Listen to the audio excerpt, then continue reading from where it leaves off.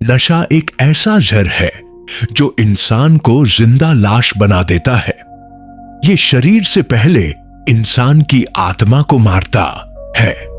जब इंसान नशे में डूबता है तो वह सही गलत की परख खो देता है, रिश्तों की मर्यादा भूल जाता है और जानवर से भी बदतर बन जाता है। यही कहानी है एक बहन की, जिसके अपने ही घर का रिश्ता उस पर काल बनकर टूटा। छोटे से कस्बे की तंग गलियों में एक टूटा फूटा घर था, जहां 22 साल की रुचि अपने बड़े भाई अर्जुन के साथ रहती थी, जो कभी मां बाप के गुजर जाने के बाद एकमात्र सहारा था। लेकिन अब वो सहारा नहीं, एक साया बन चुका था, क्योंकि अर्जुन को शराब की ऐसी लत लग चुकी थी कि वो हर शाम नशे में चूर होकर घर लौटता और दीवारों से टकराता हुआ कमरे में घुसता। पहले ये सब रुचि को सहन था, क्योंकि वो समझती थी कि भाई को तकलीफ है, लेकिन तकलीफ कब जहर बन गई उसे पता ही नहीं चला, क्योंकि अब अर्जुन की नजरें बदल चुकी थीं। वो जब भी रुचि के सामने आता तो उसकी आंखों में एक अजीब सी ललचाहट होती, जो भाई की नहीं, एक भूखे दरिंदे की लगती। रुचि को याद है वो रात जब पहली बार अर्जुन ने उसे ऐसे देखा था जैसे किसी अजनबी मर्द ने सड़क पर घूरा हो। उस रात रुचि के रोंगटे खड़े हो गए थे, लेकिन उसने खुद को समझाया कि शायद ये उसका वहम है। मगर वहम बहुत जल्दी हकीकत बन गया, जब एक रात अर्जुन शराब पीकर उसके कमरे में घुस आया और धीमी आवाज में बोला, तेरे जैसा कोई नहीं। रुचि डर के मारे कांप गई थी और जैसे तैसे दरवाजा बंद करके पूरी रात जागती रही। अगले दिन अर्जुन कुछ नहीं बोला, जैसे कुछ हुआ ही ना हो, लेकिन उसकी नजरों में अब खुला इशारा था। वो अब रुचि के कमरे के बाहर देर तक खड़ा रहता, उसकी साड़ियों को छूता और उसकी चीजों को सूंघता।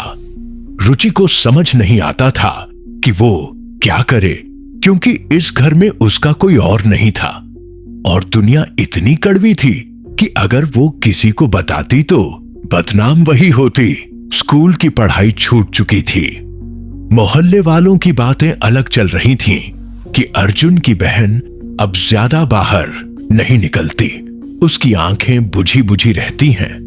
किसी ने उसका हाथ तक थामने की कोशिश की, लेकिन रुचि डर से किसी से जुड़ने से घबराती थी, क्योंकि उसका भरोसा उसी ने तोड़ा था जो दुनिया में उसका सबसे बड़ा रक्षक होना चाहिए था। धीरे धीरे अर्जुन ने अपनी हर हद पार कर दी थी।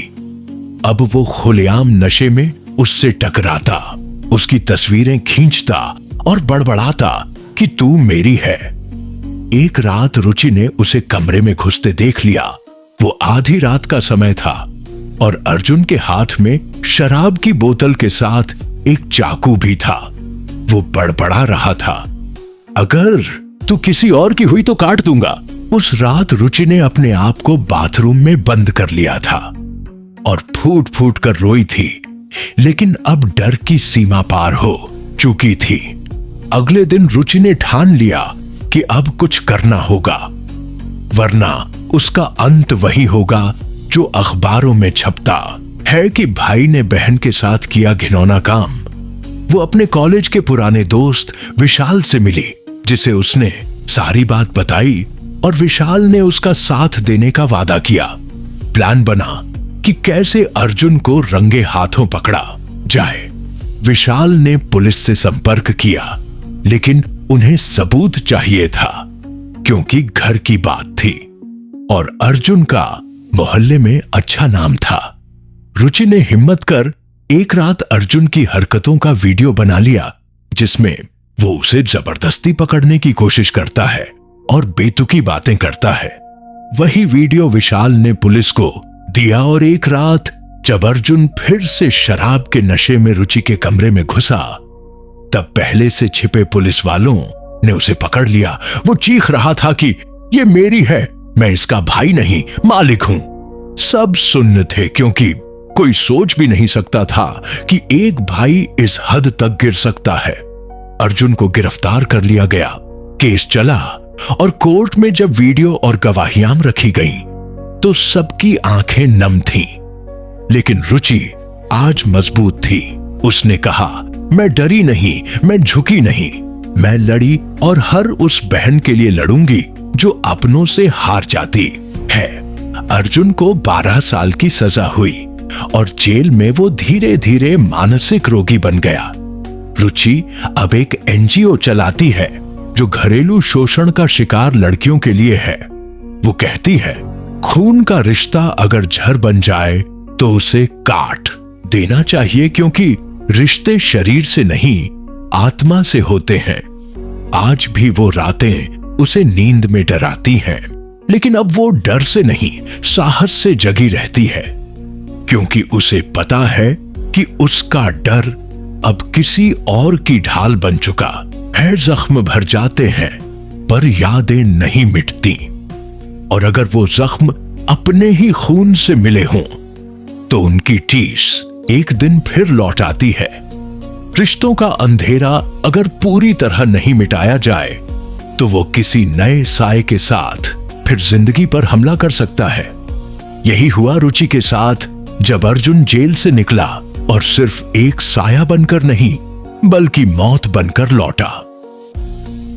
3 साल बीत चुके थे जब रुचि ने अर्जुन को उसके अंधेपन की सजा दिलाई थी, और अब वो दिल्ली में शक्ति रक्षा नाम की एक एनजीओ चला रही थी, जहां हर महीने सैकड़ों लड़कियां अपने अनुभव साझा करती और न्याय की पहली सीढ़ी चढ़ती थीं।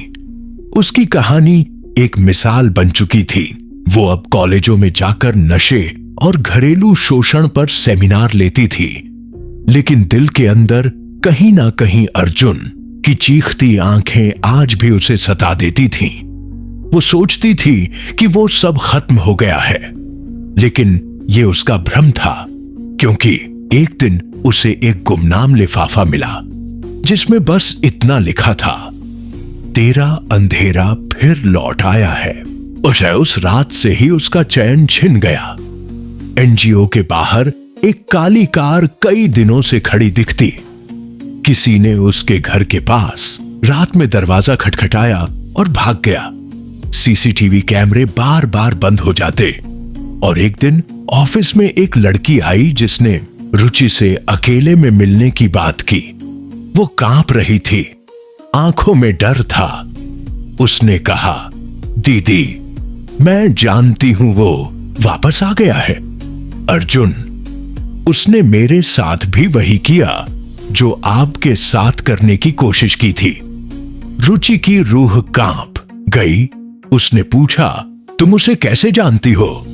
तो उस लड़की ने बताया कि वो जेल में बंद अर्जुन की मनोचिकित्सक थी, और उसने ही देखा कि अर्जुन ने खुद को बदलने का नाटक किया और अच्छे व्यवहार के कारण 3 साल में ही रिहा हो गया। लेकिन बाहर आते ही वो गायब हो गया, और अब उसने कुछ और लड़कियों को अपना शिकार बनाना शुरू कर दिया है। वो अब किसी और नाम से जी रहा है। राघव। रुचि के दिमाग में बम फूट चुका था। वो भागी पुलिस के पास, लेकिन कागजों में अर्जुन रिहा हो चुका था। मानसिक रोगी बताकर उसे अस्पताल से छुट्टी दे दी गई थी, और अब उसकी लोकेशन अज्ञात थी। रुचि ने फिर विशाल को बुलाया और अपने कुछ भरोसेमंद वकीलों से बात की, लेकिन अर्जुन जैसे शातिर दरिंदे अब राक्षस बन चुके थे। वो छाया बन गया था जो दिखता नहीं, लेकिन हर जगह था। एक दिन एनजीओ की एक लड़की रहस्यमयी तरीके से गायब हो गई, और 2 दिन बाद उसकी लाश एक होटल में मिली। सीसीटीवी फुटेज में जो शक्ल थी वो पूरी तरह अर्जुन की नहीं थी, लेकिन आंखें, चाल और अंदाज वही था। रुचि अब टूट चुकी थी। उसे लगा शायद अब उसे फिर से अर्जुन का सामना करना पड़ेगा, और ये बार पहले से ज्यादा खतरनाक होगा। उस रात रुचि अपने कमरे में अकेली थी जब बिजली चली गई। फोन नेटवर्क चला गया और खिड़की के पास कोई खड़ा महसूस हुआ। उसने कांपती आवाज में पूछा, कौन है? और जवाब आया, तेरा अपना अर्जुन। रुचि चीख भी नहीं पाई।